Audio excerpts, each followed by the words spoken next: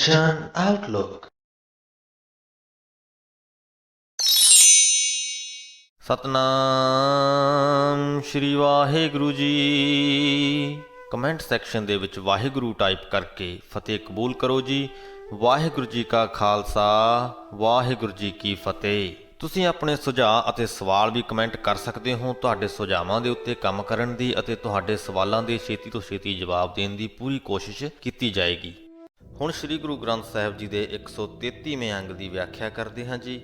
ਸ੍ਰੀ ਗੁਰੂ ਗ੍ਰੰਥ ਸਾਹਿਬ ਜੀ ਦੇ 133ਵੇਂ ਅੰਗ ਦੀ ਸ਼ੁਰੂਆਤ ਦੇ ਵਿੱਚ ਇੱਕ ਅਸ਼ਟਪਦੀ ਹੈ, ਜਿਸ ਦੀ ਵਿਆਖਿਆ ਆਪਾਂ 132ਵੇਂ ਅੰਗ ਦੀ ਵੀਡੀਓ ਦੇ ਵਿੱਚ ਹੀ ਕਰ ਦਿੱਤੀ ਸੀ। ਤੇ ਉਸ ਤੋਂ ਬਾਅਦ ਰਾਗ ਮਾਝ ਦੇ ਵਿੱਚ 12 ਮਾਹਾਂ ਦੇ ਪਾਠ ਦੀ ਸ਼ੁਰੂਆਤ ਹੁੰਦੀ ਹੈ, ਜੋ ਆਪਾਂ ਹੁਣ ਕਰਨ ਜਾ ਰਹੇ ਹਾਂ। 12 ਮਾਹਾ ਮਾਝ ਮਹਿਲਾ ਪੰਜਵਾਂ ਘਰ ਚੌਥਾ, ਇੱਕ ਓੰਕਾਰ ਸਤਿਗੁਰ ਪ੍ਰਸਾਦ। ਕਿਰਤ ਕਰਮ ਕੇ ਵਿਛੜੇ ਕਰ ਕਿਰਪਾ ਮੇਲੋ ਰਾਮ। ਚਾਰ ਕੁੰਟ ਦਹਿ ਦਿਸ ਭਰਮੇ ਥਕ ਆਏ ਪ੍ਰਭ ਕੀ ਸਾਂ। ਗੁਰੂ ਜੀ ਕਹਿੰਦੇ ਕਿ ਅਸੀਂ ਆਪਣੇ ਕੰਮਾਂ ਕਾਰਾਂ ਦੀ ਖਾਤਰ, ਕਿਰਤ ਕਮਾਈ ਦੀ ਖਾਤਰ ਉਸ ਪਰਮਾਤਮਾ ਨਾਲੋਂ ਵਿਛੜੇ ਰਹਿੰਦੇ ਹਾਂ। ਸਾਡਾ ਜੋ ਧਿਆਨ ਹੈ ਉਹ ਸਾਡੇ ਦੁਨਿਆਵੀ ਕੰਮਾਂ ਕਾਰਾਂ ਦੇ ਵਿੱਚ ਵੱਧ ਰਹਿੰਦਾ ਹੈ ਤੇ ਉਸ ਪਰਮਾਤਮਾ ਵੱਲ ਨਹੀਂ ਜਾਂਦਾ। ਉਸ ਪਰਮਾਤਮਾ ਨੂੰ ਅਸੀਂ ਵਿਸਾਰੀ ਰੱਖਦੇ ਹਾਂ। ਇਸ ਲਈ ਗੁਰੂ ਜੀ ਕਹਿੰਦੇ ਕਿ ਕਰ ਕਿਰਪਾ, ਕਿ ਹੇ ਪਰਮਾਤਮਾ ਸਾਡੇ ਤੇ ਕਿਰਪਾ ਕਰ, ਸਾਡੇ ਉੱਤੇ ਮਿਹਰ ਕਰ। ਮੇਲੋ ਰਾਮ, ਕਿ ਸਾਡਾ ਉਸ ਪਰਮਾਤਮਾ ਦੇ ਨਾਲ ਮਿਲਾਪ ਹੋ ਸਕੇ, ਕਿ ਅਸੀਂ ਉਸ ਪਰਮਾਤਮਾ ਨੂੰ ਆਪਣੇ ਹਿਰਦੇ ਦੇ ਵਿੱਚ ਵਸਾ ਸਕੀਏ। ਅਸੀਂ ਆਪਦੀ ਕੰਮਕਾਰ ਦੀ ਵਿਰਤੀ ਨੂੰ ਥੋੜ੍ਹਾ ਠਹਿਰਾ ਦੇ ਸਕੀਏ, ਆਪਣੇ ਮਨ ਨੂੰ ਸਿਰਫ ਉਸ ਪਾਸੇ ਹੀ ਨਾ ਲਾ ਕੇ ਥੋੜ੍ਹਾ ਜਿਹਾ ਪ੍ਰਭੂ ਵੱਲ ਵੀ ਲਾ ਲਈਏ। ਚਾਰ ਕੁੰਟ ਦੈ ਦਿਸ ਭਰਮੇ, ਕਹਿੰਦੇ ਅਸੀਂ ਚਾਰੇ ਖੂੰਜੇ, ਜਿਸ ਤਰ੍ਹਾਂ ਕਿ ਕੋਈ ਚਾਦਰ ਲੈ ਲਈਏ ਤਾਂ ਉਹਦੇ ਚਾਰ ਖੂੰਜੇ ਹੁੰਦੇ ਨੇ। ਚਾਰ ਕੁੰਟ ਤੋਂ ਭਾਵ ਕਿ ਚਾਰ ਖੂੰਜੇ, ਚਾਰ ਕੋਨੇ। ਅਸੀਂ ਕਹਿੰਦੇ ਦੇਸ਼ ਪ੍ਰਦੇਸ਼ ਦੇ ਚਾਰੇ ਕੋਨੇ ਗਾ ਲਏ, 10 ਦਿਸ਼ਾਵਾਂ ਦੇ ਵਿੱਚ ਭਟਕਦੇ ਫਿਰਦੇ ਰਹੇ। ਥੱਕ ਆਏ ਪ੍ਰਭ ਕੀ ਸਾਮ, ਪਰ ਸਾਨੂੰ ਕਹਿੰਦੇ ਉਹਨਾਂ ਸਾਰੇ ਕਾਸੇ, ਉਹ ਸਾਰੀ ਭਟਕਣਾ ਦੇ ਵਿੱਚੋਂ ਸਾਨੂੰ ਸਿਵਾਏ ਮਨ ਦੀ ਅਸ਼ਾਂਤੀ ਦੇ ਕੁਝ ਨਹੀਂ ਮਿਲਿਆ ਤੇ ਥੱਕ ਹਾਰ ਕੇ ਅਸੀਂ ਪ੍ਰਭੂ ਦੀ ਸ਼ਰਨ ਦੇ ਵਿੱਚ ਆ ਗਏ ਹਾਂ। ਕਿਉਂਕਿ ਪ੍ਰਮਾਤਮਾ ਦੀ ਸ਼ਰਨ ਤੋਂ ਬਿਨਾਂ ਸੁੱਖ ਨਹੀਂ ਮਿਲਦਾ। ਪ੍ਰਮਾਤਮਾ ਦੀ ਸ਼ਰਨ ਤੋਂ ਬਿਨਾਂ, ਪ੍ਰਮਾਤਮਾ ਦੇ ਮਿਲਾਪ ਤੋਂ ਬਿਨਾਂ ਸਾਡਾ ਜੀਵਨ ਵਿਅਰਥ ਹੈ। ਜਿਸ ਤਰ੍ਹਾਂ ਕਿ ਧੇਨੂੰ ਦੁੱਧੈ ਤੇ ਬਾਹਰੀ, ਕਿਤੇ ਨਾ ਆਵੈ ਕਾਮ। ਧੇਨੂੰ ਭਾਵ ਗਾਂ ਤੇ ਦੁੱਧੈ ਭਾਵ ਕਿ ਦੁੱਧ ਤੇ ਬਾਹਰੀ ਬਿਨਾਂ, ਕਿ ਜਿਸ ਤਰ੍ਹਾਂ ਬਿਨਾਂ ਦੁੱਧ ਤੋਂ ਗਾਂ ਜੋ ਹੈ ਉਹ ਕਿਸੇ ਕੰਮ ਦੀ ਨਹੀਂ। ਜੋ ਗਾਂ ਦੁੱਧ ਨਹੀਂ ਦਿੰਦੀ ਉਹ ਕਿਸੇ ਕੰਮ ਦੀ ਨਹੀਂ। ਜਲ ਬਿਨ ਸਾਖ ਕੁਮਲਾਵਤੀ, ਕਿ ਪਾਣੀ ਤੋਂ ਬਿਨਾਂ ਜਿਸ ਤਰ੍ਹਾਂ ਖੇਤੀ ਜੋ ਹੈ ਉਹ ਕੁਮਲਾ ਜਾਂਦੀ ਹੈ, ਜਾਂ ਕੋਈ ਵੀ ਪੌਦਾ ਹੈ ਉਹ ਕੁਮਲਾ ਜਾਂਦਾ ਹੈ। ਉਪਜੈ ਨਾਹੀ ਦਾਮ, ਤੇ ਉਹਦੇ ਵਿੱਚੋਂ ਕੋਈ ਫਸਲ ਨਹੀਂ ਹੁੰਦੀ, ਤੇ ਜਦੋਂ ਫਸਲ ਨਹੀਂ ਹੁੰਦੀ ਤਾਂ ਸਾਨੂੰ ਦਾਮ ਵੀ ਨਹੀਂ ਮਿਲਦਾ। ਬਿਲਕੁਲ ਉਸੇ ਤਰ੍ਹਾਂ ਦੁੱਧ ਤੋਂ ਸੱਖਣੀ ਗਾਂ ਵਾਂਗ ਤੇ ਪਾਣੀ ਤੋਂ ਸੱਖਣੀ ਖੇਤੀ ਵਾਂਗ ਪਰਮਾਤਮਾ ਦੇ ਨਾਮ ਤੋਂ ਸੱਖਣਾ ਸਾਡਾ ਜੀਵਨ ਵੀ ਅਧੂਰਾ ਹੈ। ਹਰ ਨਾਹ ਨਾ ਮਿਲਿਐ ਸਾਜਣੈ, ਕਤ ਪਾਈਐ ਵਿਸਰਾਮ। ਕਹਿੰਦੇ ਕਿ ਜੇ ਪਰਮਾਤਮਾ ਦਾ ਨਾਮ ਹੀ ਤੇਰੇ ਜੀਵਨ ਦੇ ਵਿੱਚ ਨਾ ਹੋਇਆ ਤਾਂ ਤੂੰ ਵਿਸਰਾਮ ਕਿਸ ਤਰ੍ਹਾਂ ਪਾ ਸਕਦਾ ਹੈ, ਸੁੱਖ ਕਿਸ ਤਰ੍ਹਾਂ ਪ੍ਰਾਪਤ ਕਰ ਸਕਦਾ ਹੈ। ਇਸ ਲਈ ਸਾਨੂੰ ਆਪਣੇ ਦੁਨਿਆਵੀ ਕੰਮਾਂ ਕਾਰਾਂ ਦੇ ਨਾਲ ਨਾਲ ਉਸ ਪਰਮਾਤਮਾ ਲਈ ਵੀ ਆਪਣੇ ਦਿਲ ਦੇ ਵਿੱਚ, ਆਪਣੇ ਮਨ ਦੇ ਵਿੱਚ ਥੋੜ੍ਹੀ ਜਗ੍ਹਾ, ਥੋੜ੍ਹਾ ਸਮਾਂ ਰੱਖਣਾ ਚਾਹੀਦਾ ਹੈ। ਜਿਤ ਹਰ ਘਰ ਕੰਤ ਨਾ ਪ੍ਰਗਟਈ, ਭੱਠ ਨਗਰ ਸੇ ਗ੍ਰਾਮ। ਸਰਵ ਸਿੰਗਾਰ ਤੰਬੋਲ ਰਸ, ਸਣ ਦੇਹੀ ਸਭ ਖਾਮ। ਇਹਨਾਂ ਪੰਕਤੀਆਂ ਦੇ ਵਿੱਚ ਵੀ ਗੁਰੂ ਜੀ ਨੇ ਥੋੜ੍ਹੀ ਜਿਹੀ ਜੀਵ ਇਸਤਰੀ ਦੀ ਉਦਾਹਰਣ ਲੈ ਕੇ ਹੀ ਗੱਲ ਕੀਤੀ ਹੈ। ਜੀਵ ਇਸਤਰੀ ਦੇ ਪੱਖ ਤੋਂ ਹੀ ਗੱਲ ਕੀਤੀ ਹੈ ਕਿ ਜਿਸ ਤਰ੍ਹਾਂ ਕਿ ਜਦੋਂ ਇੱਕ ਇਸਤਰੀ ਦੇ ਹਿਰਦੇ ਦੇ ਵਿੱਚ ਆਪਦੇ ਪਤੀ ਦੇ ਪ੍ਰਤੀ ਪਿਆਰ ਨਾ ਵਸਦਾ ਹੋਵੇ ਤਾਂ ਉਹਦੀ ਜ਼ਿੰਦਗੀ ਜੋ ਹੈ ਉਨੀ ਖੁਸ਼ਹਾਲ ਨਹੀਂ ਹੁੰਦੀ। ਉਸੇ ਤਰ੍ਹਾਂ ਹੀ ਖਸਮ ਪ੍ਰਭੂ ਦਾ ਵਾਸ ਜਿਹੜੇ ਹਿਰਦੇ ਦੇ ਵਿੱਚ ਨਹੀਂ ਹੁੰਦਾ, ਉਸ ਦੇ ਭਾ ਦੇ ਵਸਦੇ ਹੋਏ ਪਿੰਡ ਸ਼ਹਿਰ ਵੀ ਤਪਦੀ ਹੋਈ ਭੱਠੀ ਦੇ ਬਰਾਬਰ ਹੁੰਦੇ ਹਨ। ਜਿਤ ਹਰ ਘਰ ਕੰਤ ਨਾ ਪ੍ਰਗਟਈ, ਭੱਠ ਨਗਰ ਸੇ ਗ੍ਰਾਮ। ਭੱਠ ਤੋਂ ਭਾਵ ਕਿ ਮਗਦੀ ਹੋਈ ਭੱਠੀ। ਕਹਿਣ ਤੋਂ ਭਾਵ ਕਿ ਜਦੋਂ ਤੁਸੀਂ ਪਰਮਾਤਮਾ ਦੀ ਯਾਦ ਨੂੰ ਆਪਣੇ ਦਿਲ ਦੇ ਵਿੱਚ ਨਹੀਂ ਵਸਾਈ ਰੱਖਦੇ ਤਾਂ ਤੁਹਾਡੇ ਲਈ ਖੁਸ਼ਹਾਲ ਦਿਖਦੀ ਹੋਈ ਜ਼ਿੰਦਗੀ ਵੀ ਖੁਸ਼ਹਾਲ ਨਹੀਂ ਹੈ। ਤੁਹਾਨੂੰ ਆਪਣੀ ਖੁਸ਼ਹਾਲ ਜ਼ਿੰਦਗੀ ਦੇ ਵਿੱਚ ਵੀ ਖਾਮੀਆਂ ਹੀ ਖਾਮੀਆਂ ਨਜ਼ਰ ਆਉਣਗੀਆਂ। ਅੱਗੇ ਕਹਿੰਦੇ ਕਿ ਸਰਵ ਸਿੰਗਾਰ ਤੰਬੋਲ ਰਸ, ਕਿ ਹਰ ਪ੍ਰਕਾਰ ਦੇ ਸ਼ਿੰਗਾਰ ਜੋ ਇੱਕ ਇਸਤਰੀ ਲਗਾਉਂਦੀ ਹੈ, ਆਪਣੇ ਪਤੀ ਦੇ ਲਈ ਤੰਬੋਲ ਭਾਵ ਕਿ ਪਾਣ ਦੇ ਬੀੜੇ ਵੀ ਉਹ ਬਣਾ ਕੇ ਰੱਖਦੀ ਹੈ ਕਿ ਜਦੋਂ ਉਹ ਪਤੀ ਆਏਗਾ ਤਾਂ ਮੈਂ ਉਹਨੂੰ ਇਹ ਭੇਟ ਕਰੂੰਗੀ। ਹੋਰ ਕਈ ਪ੍ਰਕਾਰ ਦੇ ਰਸ ਜਿਹੜੇ ਉਹਨੇ ਇਕੱਠੇ ਕਰਕੇ ਰੱਖੇ ਨੇ ਆਪਣੇ ਪਤੀ ਦੇ ਲਈ। ਸਣ ਦੇਹੀ ਸਭ ਖਾਮ, ਉਹਨਾਂ ਰਸਾਂ ਤੋਂ, ਉਸ ਪਾਣ ਤੋਂ, ਸ਼ਿੰਗਾਰਾਂ ਤੋਂ ਇਲਾਵਾ ਆਪਣਾ ਸਰੀਰ ਵੀ ਉਹਨੇ ਆਪਣੇ ਪਤੀ ਦੇ ਲਈ ਤਿਆਰ ਕਰਕੇ ਰੱਖਿਆ ਹੈ। ਪਰ ਗੁਰੂ ਜੀ ਕਹਿੰਦੇ ਕਿ ਜਦੋਂ ਪਤੀ ਦੇ ਪ੍ਰਤੀ ਤੁਹਾਡੇ ਦਿਲ ਦੇ ਵਿੱਚ ਪ੍ਰੇਮ ਹੀ ਨਹੀਂ ਹੈ ਤਾਂ ਉਹ ਸਾਰਾ ਕੁਝ ਖਾਮ ਹੈ, ਸਾਰਾ ਕੁਝ ਵਿਅਰਥ ਹੈ।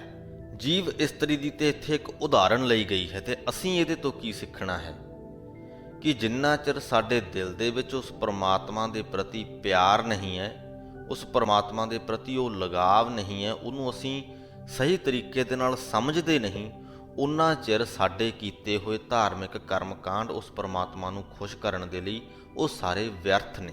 ਪ੍ਰਭ ਸੁਆਮੀ ਕੰਤ ਵਿਹੂਣੀਆਂ ਮੀਤ ਸੱਜਣ ਸਭ ਜਾਮ, ਕਿ ਜਿਹੜੀਆਂ ਇਸਤਰੀਆਂ ਕੰਤ ਤੋਂ ਵਿਹੂਣੀਆਂ ਨੇ, ਸੱਖਣੀਆਂ ਨੇ, ਫਿਰ ਤੋਂ ਜੀਵ ਇਸਤਰੀ ਇੱਕ ਉਦਾਹਰਣ ਹੈ। ਕਹਿਣਾ ਗੁਰੂ ਜੀ ਇਹ ਚਾਹ ਰਹੇ ਨੇ ਕਿ ਜਿਹੜੇ ਵੀ ਮਨੁੱਖ ਉਸ ਪਰਮਾਤਮਾ ਦੀ ਯਾਦ ਤੋਂ ਸੱਖਣੇ ਨੇ, ਉਹਨਾਂ ਦੇ ਲਈ ਮੀਤ ਸੱਜਣ ਸਭ ਜਾਮ, ਉਹਨਾਂ ਦੇ ਲਈ ਸਾਰੇ ਸੱਜਣ ਮਿੱਤਰ ਵੀ ਜਿੰਦ ਦੇ ਵੈਰੀ ਬਣ ਜਾਂਦੇ ਨੇ, ਜਾਮ ਬਣ ਜਾਂਦੇ ਨੇ। ਜਾਮ ਤੋਂ ਭਾਵ ਕਿ ਜਮ ਜਿਹੜਾ ਕਿ ਜਿੰਦ ਦਾ ਵੈਰੀ ਹੁੰਦਾ ਹੈ, ਜ਼ਿੰਦਗੀ ਦਾ ਵੈਰੀ ਹੁੰਦਾ ਹੈ, ਮੌਤ ਦਾ ਸੌਦਾਗਰ ਹੁੰਦਾ ਹੈ। ਨਾਨਕ ਕੀ ਬੇਨੰਤੀਆਂ ਕਰ ਕਿਰਪਾ ਦੀਜੈ ਨਾਮ, ਕਿ ਨਾਨਕ ਉਸ ਪਰਮਾਤਮਾ ਦੇ ਅੱਗੇ ਅਰਦਾਸ ਕਰਦਾ ਹੈ, ਬੇਨਤੀ ਕਰਦਾ ਹੈ ਕਿ ਹੇ ਪਰਮਾਤਮਾ ਆਪਣੀ ਕਿਰਪਾ ਕਰਕੇ, ਆਪਣੀ ਮਿਹਰ ਕਰਕੇ ਆਪਣਾ ਨਾਮ ਸਾਨੂੰ ਜੀਵਾਂ ਨੂੰ ਬਖਸ਼ ਦੇ। ਹਰ ਮੇਲੋ ਸੁਆਮੀ ਸੰਗ ਪ੍ਰਭ ਜਿਸ ਕਾ ਨਿਹਚਲ ਧਾਮ, ਆਪਣੇ ਨਾਮ ਦੀ ਦਾਤ ਬਖਸ਼ ਕੇ ਸਾਨੂੰ ਉਸ ਸੁਆਮੀ ਪਰਮਾਤਮਾ ਦੇ, ਮਾਲਕ ਪਰਮਾਤਮਾ ਦੇ ਨਾਲ ਜੋੜੀ ਰੱਖ, ਜਿਸ ਦਾ ਘਰ ਸਦਾ ਅਟਲ ਰਹਿਣ ਵਾਲਾ ਹੈ। ਚੇਤ ਗੋਬਿੰਦ ਅਰਾਧਿਐ ਹੋਵੈ ਆਨੰਦ ਘਣਾ, ਕਿਉਂਕਿ ਇਸ ਪਾਠ ਦਾ ਨਾਮ 12 ਮਾਹਾ ਹੈ ਤਾਂ ਸਾਨੂੰ 12 ਮਹੀਨਿਆਂ ਦੇ ਜੋ ਨਾਮ ਨੇ ਇਸ ਦੇ ਵਿੱਚ ਬਾਣੀ ਦੇ ਵਿੱਚ ਸਾਨੂੰ ਵੇਖਣ ਨੂੰ ਮਿਲਣਗੇ। ਇਹਨਾਂ ਪੰਕਤੀਆਂ ਦੇ ਵਿੱਚ ਗੁਰੂ ਜੀ ਚੇਤ ਮਹੀਨੇ ਦੀ ਗੱਲ ਕਰ ਰਹੇ ਹਨ। ਚੇਤ ਮਹੀਨਾ ਆਪਣੇ ਮਾਰਚ ਅਪ੍ਰੈਲ ਦੇ ਵਿੱਚ ਆ ਜਾਂਦਾ ਹੈ, ਜਿਹੜਾ ਕਿ ਇੱਕ ਬੜਾ ਹੀ ਸੁਹਾਵਣਾ ਜਿਹਾ ਮੌਸਮ ਹੁੰਦਾ ਹੈ। ਨਾ ਬਹੁਤੀ ਗਰਮੀ ਹੁੰਦੀ ਹੈ, ਨਾ ਬਹੁਤੀ ਠੰਡ ਹੁੰਦੀ ਹੈ, ਬਸੰਤ ਰੁੱਤ ਵੀ ਅਸੀਂ ਇਹਨੂੰ ਕਹਿ ਦਿੰਦੇ ਹਾਂ। ਹਰ ਪਾਸੇ ਫੁਲਵਾੜੀ ਖਿੜੀ ਹੁੰਦੀ ਹੈ, ਸੋਹਣਾ ਮਾਹੌਲ ਹੁੰਦਾ ਹੈ, ਖੇਤਾਂ ਦੇ ਵਿੱਚ ਕਣਕਾਂ ਦੀ ਫਸਲ ਲੈ ਲਹਾ ਰਹੀ ਹੁੰਦੀ ਹੈ। ਤਾਂ ਗੁਰੂ ਜੀ ਕਹਿੰਦੇ ਕਿ ਚੇਤ ਗੋਬਿੰਦ ਅਰਾਧਿਐ ਹੋਵੈ ਆਨੰਦ ਘਣਾ, ਕਿ ਜਿਸ ਤਰ੍ਹਾਂ ਚੇਤ ਰੁੱਤ ਦਾ ਜੋ ਮੌਸਮ ਹੈ, ਚੇਤ ਦਾ ਮਹੀਨੇ ਦੇ ਵਿੱਚ ਜੋ ਆਸਾ ਪਾਸਾ ਹੈ, ਆਲਾ ਦੁਆਲਾ ਬੜਾ ਸੁਹਾਵਣਾ ਹੁੰਦਾ ਹੈ। ਜੇਕਰ ਅਸੀਂ ਪਰਮਾਤਮਾ ਨੂੰ ਅਰਾਧੀਏ, ਪਰਮਾਤਮਾ ਦਾ ਸਿਮਰਨ ਕਰੀਏ ਤਾਂ ਸਾਡੇ ਮਨ ਦੇ ਵਿੱਚ ਵੀ ਉਸ ਤਰ੍ਹਾਂ ਦਾ ਆਨੰਦਮਈ ਮਾਹੌਲ ਬਣ ਜਾਂਦਾ ਹੈ। ਸੰਤ ਜਨਾ ਮਿਲ ਪਾਈਐ ਰਸਨਾ ਨਾਮ ਭਣਾ, ਪਰ ਆਪਣੀ ਰਸਨਾ ਦੇ ਨਾਲ, ਜੀਵ ਦੇ ਨਾਲ ਪਰਮਾਤਮਾ ਦੇ ਨਾਮ ਨੂੰ ਉਚਾਰਨ ਕਰਨ ਦਾ ਜੋ ਸੁਭਾਗ ਹੈ ਉਹ ਸਾਨੂੰ ਸੰਤ ਜਨਾਂ ਨੂੰ ਮਿਲ ਕੇ ਹੀ ਪ੍ਰਾਪਤ ਹੁੰਦਾ ਹੈ। ਜਿਨ ਪਾਇਆ ਪ੍ਰਭ ਆਪਣਾ ਆਏ ਤਿਸੈ ਗਣਾ, ਗਣਾ ਸ਼ਬਦ ਦਾ ਅਰਥ ਹੈ ਆਇਆ ਸਮਝੋ, ਕਿ ਜਿਨ੍ਹਾਂ ਮਨੁੱਖਾਂ ਨੇ ਉਸ ਪਰਮਾਤਮਾ ਨੂੰ ਆਪਣੇ ਹਿਰਦੇ ਦੇ ਵਿੱਚ ਵਸਾ ਲਿਆ, ਜਿਨ ਪਾਇਆ ਪ੍ਰਭ ਆਪਣਾ ਆਏ ਤਿਸੈ ਗਣਾ, ਕਿ ਉਹਨਾਂ ਦਾ ਇਸ ਜਗਤ ਦੇ ਉੱਪਰ ਆਉਣਾ ਸਫਲ ਹੋਇਆ ਸਮਝੋ।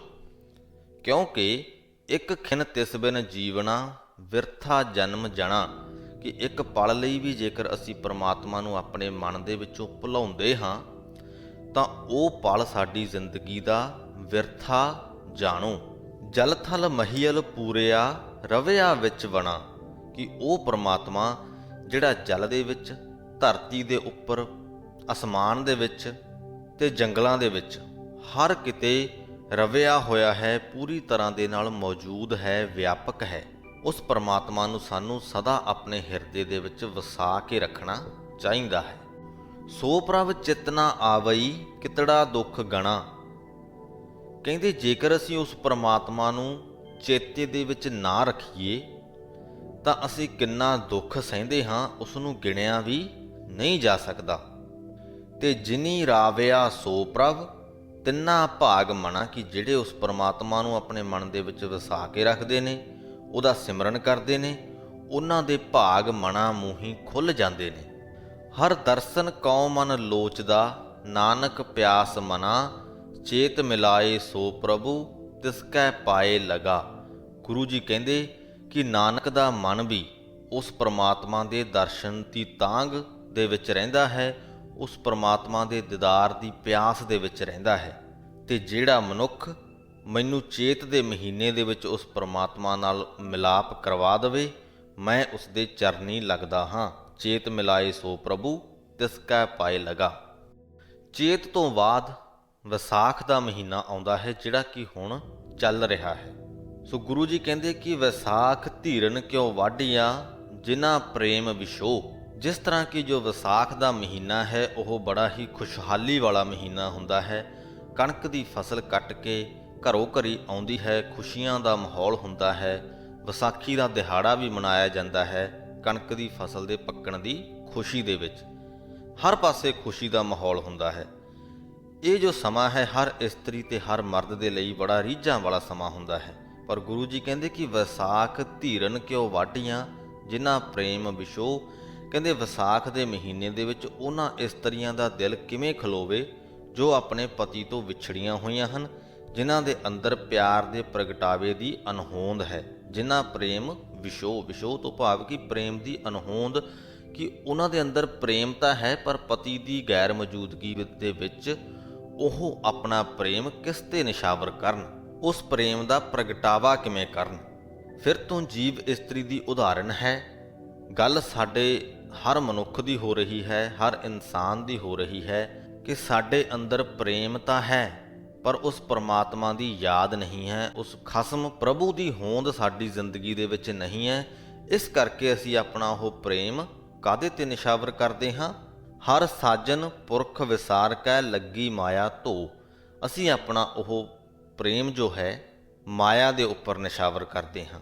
ਮਾਇਆ ਦੇ ਪ੍ਰੇਮ ਦੇ ਵਿੱਚ, ਦੁਨਿਆਵੀ ਧੰਦਿਆਂ ਦੇ ਪ੍ਰੇਮ ਦੇ ਵਿੱਚ ਅਸੀਂ ਪਏ ਰਹਿੰਦੇ ਹਾਂ। ਉਸ ਸੱਜਣ ਪੁਰਖ ਨੂੰ, ਉਸ ਪਰਮਾਤਮਾ ਨੂੰ ਅਸੀਂ ਵਿਸਾਰੀ ਰੱਖਦੇ ਹਾਂ। ਪੁੱਤਰ ਕਲਤਰ ਨਾ ਸੰਗ ਧਨਾ ਹਰ ਅਵਨਾਸੀ ਉਹ। ਪਰ ਗੁਰੂ ਜੀ ਕਹਿੰਦੇ ਕਿ ਅੰਤ ਸਮੇਂ ਤੱਕ ਸਾਡੇ ਨਾਲ ਨਾ ਸਾਡਾ ਪੁੱਤਰ, ਨਾ ਕਲਤਰ ਭਾਵ ਨਾ ਇਸਤਰੀ, ਨਾ ਸਾਡਾ ਜੋ ਧਨ ਪਦਾਰਥ ਅਸੀਂ ਇਕੱਠਾ ਕੀਤਾ ਹੈ ਉਹ ਸਾਡੇ ਨਾਲ ਨਿਭਾਵੇ। ਸਾਡੇ ਨਾਲ ਅੰਤ ਤੱਕ ਸਿਰਫ ਉਹ ਅਵਿਨਾਸੀ ਪ੍ਰਮਾਤਮਾ ਹੀ ਨਿਭਾਉਂਦਾ ਹੈ। ਪਲਚ ਪਲਚ ਸਗਲੀ ਮੋਈ ਝੂਠੈ ਧੰਦਾ ਮੋਹ। ਪਲਚ ਤੋਂ ਭਾਵ ਫਸ ਕੇ। ਕਹਿੰਦੇ ਕਿ ਝੂਠੇ ਦੁਨਿਆਵੀ ਧੰਦਿਆਂ ਦੇ ਮੋਹ ਦੇ ਵਿੱਚ, ਝੂਠੇ ਤੋਂ ਭਾਵ ਕਿ ਨਾਸਵੰਤ, ਜਿਨ੍ਹਾਂ ਨੇ ਸਦਾ ਸਾਡੇ ਨਾਲ ਨਹੀਂ ਜਾਣਾ, ਨਾਸਵੰਤ ਦੁਨਿਆਵੀ ਧੰਦਿਆਂ ਦੇ ਮੋਹ ਦੇ ਵਿੱਚ ਪੈ ਕੇ, ਫਸ ਕੇ ਸਾਰੀ ਲੋਕਾਈ ਆਤਮਕ ਮੌਤੇ ਮਰ ਰਹੀ ਹੈ ਤੇ ਇੱਕ ਗੱਲ ਨਹੀਂ ਸਮਝਦੀ ਕਿ ਇਕਸ ਹਰ ਕੇ ਨਾਮ ਬਿਨ ਅੱਗੇ ਲਈਐ ਖੋ। ਕਿ ਇੱਕ ਉਸ ਪ੍ਰਮਾਤਮਾ ਦੇ ਨਾਮ ਤੋਂ ਬਿਨਾਂ, ਨਾਮ ਦੀ ਦਾਤ ਤੋਂ ਬਿਨਾਂ, ਨਾਮ ਦੇ ਆਸਰੇ ਤੋਂ ਬਿਨਾਂ ਸਾਡੀ ਮੌਤ ਤੋਂ ਪਹਿਲਾਂ ਹੀ ਇਹ ਸਾਰੇ ਦੁਨਿਆਵੀ ਜੋ ਧਨ ਪਦਾਰਥ ਅਸੀਂ ਇਕੱਠੇ ਕਰਦੇ ਹਾਂ ਸਾਡੇ ਤੋਂ ਖੋਹ ਲਏ ਜਾਂਦੇ ਨੇ। ਜਦੋਂ ਤੱਕ ਇਨਸਾਨ ਬੁੱਢਾ ਹੁੰਦਾ ਹੈ ਤਾਂ ਜੋ ਵੀ ਉਹਨੇ ਕਮਾਇਆ ਹੁੰਦਾ ਹੈ ਵਡੇਰੀ ਉਮਰ ਦੇ ਵਿੱਚ ਉਸ ਦਾ ਆਨੰਦ ਵੀ ਉਹ ਨਹੀਂ ਮਾਣ ਪਾਉਂਦਾ, ਕਿਉਂਕਿ ਸਰੀਰ ਸਾਥ ਨਹੀਂ ਦਿੰਦਾ। ਸੋ ਜਿਹੜੀ ਧਨ ਦੌਲਤ ਇਕੱਠੀ ਕਰਨ ਦੇ ਲਈ ਅਸੀਂ ਸਾਰੀ ਉਮਰ ਭਟਕਦੇ ਰਹੇ, ਉਹ ਸਾਡੇ ਅੰਤ ਵੇਲੇ ਕੰਮ ਵੀ ਨਹੀਂ ਆਉਂਦੀ। ਦੋ ਵਿਸਾਰ ਵਿਗੁਚਨਾ ਪ੍ਰਭ ਬਿਨ ਅਬਰ ਨਾ ਕੋਏ। ਕਿ ਉਸ ਪਰਮਾਤਮਾ ਤੋਂ ਬਿਨਾਂ ਦੂਸਰਾ ਕੋਈ ਸਹਾਰਾ ਸਾਡਾ ਨਹੀਂ ਹੈ। ਦੋ ਤੋਂ ਭਾਵ ਕਿ ਦਇਆ ਕਰਨ ਵਾਲਾ, ਕਿ ਉਸ ਦਇਆ ਕਰਨ ਵਾਲੇ ਪਰਮਾਤਮਾ ਨੂੰ ਵਿਸਾਰਨਾ ਵਿਗੁਚਨਾ ਹੈ, ਖੁਆਰ ਹੋਣਾ ਹੈ।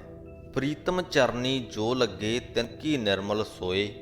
ਤੇ ਜਿਹੜੇ ਮਨੁੱਖ ਉਸ ਪ੍ਰੀਤਮ ਦੇ ਚਰਨਾਂ ਦੇ ਵਿੱਚ ਜੁੜਦੇ ਨੇ, ਉਸ ਪਰਮਾਤਮਾ ਦੀ ਯਾਦ ਦੇ ਵਿੱਚ ਜੁੜਦੇ ਨੇ, ਉਹਨਾਂ ਦੀ ਲੋਕ ਪਰਲੋਕ ਦੇ ਵਿੱਚ ਪਵਿੱਤਰ ਸ਼ੋਭਾ ਹੁੰਦੀ ਹੈ। ਨਿਰਮਲ ਸੋਏ ਭਾਵ ਪਵਿੱਤਰ ਸ਼ੋਭਾ, ਉਹ ਸ਼ੋਭਾ ਖੱਟਦੇ ਨੇ। ਨਾਨਕ ਕੀ ਪ੍ਰਭ ਬੇਨਤੀ ਪ੍ਰਭ ਮਿਲੋ ਪ੍ਰਾਪਤ ਹੋਏ। ਵਿਸਾਖ ਸੁਹਾਵਾ ਤਾਂ ਲੱਗੈ ਜਾਂ ਸੰਤ ਭੇਟੈ ਹਰ ਸੋਏ। ਕਹਿੰਦੇ ਕਿ ਨਾਨਕ ਦੀ ਉਸ ਪ੍ਰਮਾਤਮਾ ਦੇ ਚਰਨਾਂ ਦੇ ਵਿੱਚ ਬੇਨਤੀ ਹੈ ਕਿ ਹੇ ਪ੍ਰਮਾਤਮਾ ਮੈਨੂੰ ਤੇਰਾ ਦਿਲ ਰਾਜਮਾ ਮਿਲਾਪ ਨਸੀਬ ਕਰਾ। ਕਿਉਂਕਿ ਵਿਸਾਖ ਦਾ ਮਹੀਨਾ ਸੁਹਾਵਾਂ ਤਾਂ ਹੀ ਲੱਗਦਾ ਹੈ ਜੇਕਰ ਸੰਤਾਂ ਦੇ ਵੱਲੋਂ ਬਖਸ਼ਿਆ ਹੋਇਆ ਪ੍ਰਮਾਤਮਾ ਦਾ ਨਾਮ ਸਾਡੇ ਹਿਰਦਿਆਂ ਦੇ ਵਿੱਚ ਵਸਦਾ ਹੋਵੇ। ਇਸ ਦੇ ਨਾਲ ਹੀ ਸ੍ਰੀ ਗੁਰੂ ਗ੍ਰੰਥ ਸਾਹਿਬ ਜੀ ਦੇ 133ਵੇਂ ਅੰਗ ਦੀ ਵਿਆਖਿਆ ਦੀ ਸਮਾਪਤੀ ਹੁੰਦੀ ਹੈ। 12 ਮਾਹਾਂ ਦਾ ਪਾਠ ਦੀ ਰਾਗ ਮਾਝ ਦੀ ਬਾਣੀ ਦੇ ਵਿੱਚ ਸ਼ੁਰੂਆਤ ਹੋ ਗਈ ਹੈ ਤੇ ਅਸੀਂ ਚੇਤ ਅਤੇ ਵਿਸਾਖ ਦੇ ਮਹੀਨਿਆਂ ਦੀ ਗੱਲ ਕਰ ਚੁੱਕੇ ਹਾਂ ਕਿ ਕਿਸ ਤਰ੍ਹਾਂ ਜੋ ਚੇਤ ਦਾ ਮਹੀਨਾ ਹੈ ਬੜਾ ਸੁਹਾਵਣਾ ਮੌਸਮ ਹੁੰਦਾ ਹੈ, ਪਰ ਉਹ ਸੁਹਾਵਣਾ ਤਾਂ ਹੀ ਲੱਗਦਾ ਹੈ, ਸਾਡੇ ਅੰਦਰ ਜੋ ਹਿਰਦੇ ਦੇ ਵਿੱਚ ਸੁਹਾਵਣਾਪਣ ਹੈ ਉਹ ਤਾਂ ਹੀ ਮਹਿਸੂਸ ਹੋ ਸਕਦਾ ਹੈ ਜੇਕਰ ਪ੍ਰਮਾਤਮਾ ਸਾਡੇ ਹਿਰਦੇ ਦੇ ਵਿੱਚ ਵਸਦਾ ਹੋਵੇ। ਤੇ ਬਿਲਕੁਲ ਉਸੇ ਤਰ੍ਹਾਂ ਵਿਸਾਖ ਦਾ ਮਹੀਨਾ ਵੀ ਖੁਸ਼ੀਆਂ ਚਾਵਾਂ ਵਾਲਾ ਹੁੰਦਾ ਹੈ, ਪਰ ਸਾਡੇ ਹਿਰਦੇ ਦੇ ਅੰਦਰ ਉਹ ਚਾਅ ਤਾਂ ਹੀ ਪਣਪ ਸਕਦੇ ਨੇ ਜੇਕਰ ਪ੍ਰਮਾਤਮਾ ਸਾਡੇ ਹਿਰਦੇ ਦੇ ਵਿੱਚ ਵਸਿਆ ਹੋਵੇ। ਸੋ ਆਓ ਅਸੀਂ ਉਸ ਪ੍ਰਮਾਤਮਾ ਨੂੰ ਚੇਤੇ ਦੇ ਵਿੱਚ ਰੱਖੀਏ, ਆਪਣੇ ਦੁਨਿਆਵੀ ਧੰਦਿਆਂ ਦੇ ਵਿੱਚੋਂ ਕੁਝ ਸਮਾਂ ਕੱਢ ਕੇ ਉਸ ਪ੍ਰਮਾਤਮਾ ਦੀ ਯਾਦ ਦੇ ਵਿੱਚ ਜ਼ਰੂਰ ਜੁੜੀਏ, ਉਸ ਪ੍ਰਮਾਤਮਾ ਦੇ ਸ਼ੁਕਰਗੁਜ਼ਾਰ ਹੋਈਏ। ਇਸੇ ਸੰਦੇਸ਼ ਦੇ ਨਾਲ ਹੀ ਫਤਿਹ ਬੁਲਾਉਂਦੇ ਹਾਂ ਜੀ। ਵਾਹਿਗੁਰੂ ਜੀ ਕਾ ਖਾਲਸਾ, ਵਾਹਿਗੁਰੂ ਜੀ ਕੀ ਫਤਿਹ।